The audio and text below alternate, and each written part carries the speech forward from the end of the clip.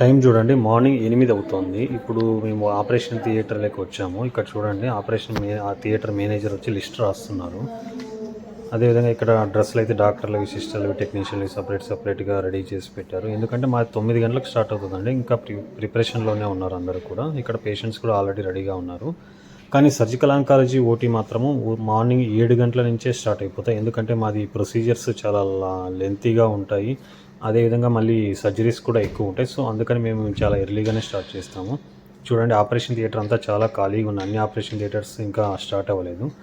మా operation theatre మాత్రం already start అయిపోయింది.